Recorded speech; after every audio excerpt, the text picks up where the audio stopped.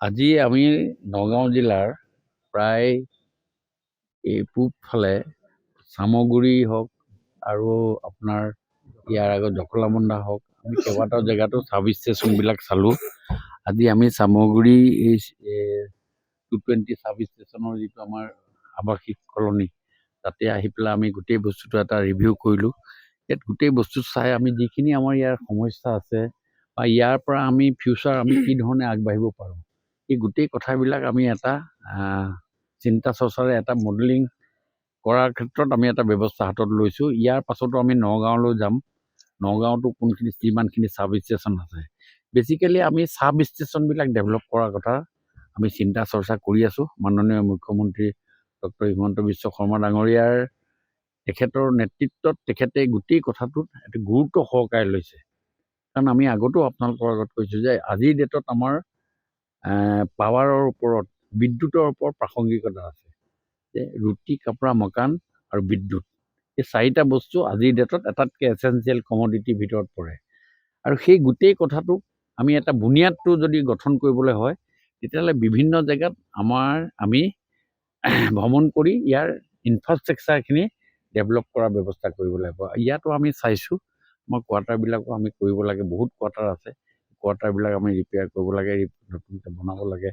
আৰু যিবিলাক আমাৰ কাম আছে ইয়াত বহুত জেগাত ইয়াত এটা আমাৰ ধৰক কিছুমান এলেকা আছে ৱালবিলাক আমাৰ হাতীয়ে ভাঙি দিয়ে, সেইবিলাক জেগাও আমি কেনেকৈ কি কৰিব লাগে এই গোটেই কথাবিলাক অফিচাৰসকল আছে সকলোৰ লগত পইণ্ট টু পইণ্ট ওৱান মই কথা পাতিছোঁ আৰু আগন্তুক দিনত আমি এইখিনি এটা ডেভেলপ কৰি দিব পাৰিলে আগন্তুক দিনত ৰাইজৰ মাজত যি বিদ্যুতৰ নাটনি বা বিদ্যুতৰ যি লুকাভাকু সেইটো নাইকিয়া হোৱাৰ এটা প্ৰয়াস কৰা হৈছে। মই ভাবোঁ যে নিশ্চয় আগন্তুক দিনত আমি এইখিনি এটা সুদৃঢ়তাৰে আমি আগবাঢ়ি যাব পাৰিম। এই আশাৰে আজি আমি ইয়ালৈ আহিছোঁ আৰু সকলোৰ পৰা মই পূৰ্ণ সহযোগিতা পাইছোঁ। বিভিন্ন তাত দেখিবলৈ পোৱা গৈছে অবৈধভাৱে কিছু লোকে দুষ্ট প্ৰকৃতিৰ লোকে কাৰেণ্টৰ ছাপ্লাই লৈ থাকে। যেতিয়া আপোনালোকৰ কৰ্মীসকল যায় তাত গৈ মাৰ ধৰো খোৱা এটা তেনেকুৱা সেইটোতো দিছ ইজ ভেৰি আনফৰ্চুনেট। আৰু এতিয়া আমি এই গোটেই কথাবিলাকৰ কাৰণে আমি ৰিমডেলিং কৰাৰ কথা চিন্তা কৰিছোঁ। গোটেই কথাবিলাক এইটো বহুত কষ্ট এফেক্টিভ।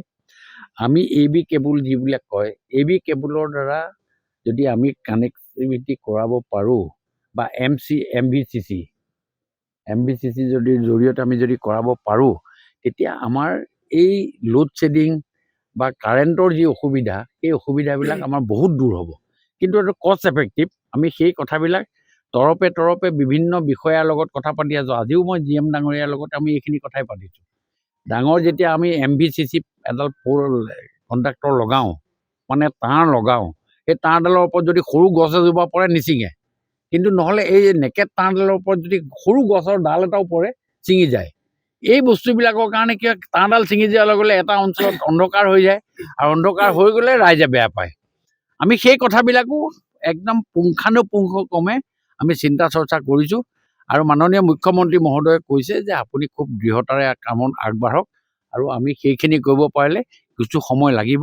আমাৰ এইখিনি যদি আমি AB কেবুল বা MVCC যদি আমি কৰিব পাৰোঁ তেতিয়াহ'লে নিশ্চয় আপুনি যি কথাটো আছে হুকিং কৰি যি কাৰেণ্ট যদি চুৰ কৰা যিটো ব্যৱস্থা সেইটো ব্যৱস্থাও দূৰ হ'ব। আৰু যিটো আমাৰ ট্ৰেন্সমিশ্যন লছ বুলি কয়, কাৰেণ্টটো গৈ থাকোঁতে যিটো আমাৰ লোকচান হয় সেইটো লোকচানৰ পৰা আমি পৰিত্ৰাণ পাম বুলি আশা কৰিছোঁ। যিসমূহ ষ্ট্ৰীট লাইট আছে সেই লাইটসমূহ কিন্তু কিছু ঠাইত কিন্তু গাড়ীয়ে আচলতে ভাঙি পেলালে, কিন্তু এতিয়া কিছু ঠাইত জ্বলিছে, কিন্তু এতিয়াও কিন্তু কিছু লাইট কিন্তু নুমাই আছে। মানে চব কিছুমান লাইট আপোনাৰ পঞ্চায়তৰ ফালৰ পৰা যোৱা যায়, APDCLৰ ফালৰ পৰা বা AEGCLৰ ফালৰ পৰা ষ্ট্ৰীট লাইটৰ ব্যৱস্থা কৰাৰ কোনো ব্যৱস্থা নাই। কিন্তু কোনোবাই ধৰক আপোনাৰ লাইট এটা আছিলে ইয়াতে কম্পাউণ্ডৰ ভিতৰতে লাইট কেইটামান লগাব লাগে, এইটো লোকেলি এৰেঞ্জমেণ্ট কৰি পেলাই লগাইছে, এইটো বেলেগ কথা। কিন্তু আপোনাৰ টাউনত এখনত নগাঁও টাউনত বা আপোনাৰ জখলাবন্ধা টাউনত ষ্ট্ৰীট লাইট দিয়াৰ ব্যৱস্থাটো সেইটো তাত মিউনিচিপালিটি বোৰ্ড বা কৰ্পৰেশ্যনবিলাকে কৰা ব্যৱস্থা থাকে।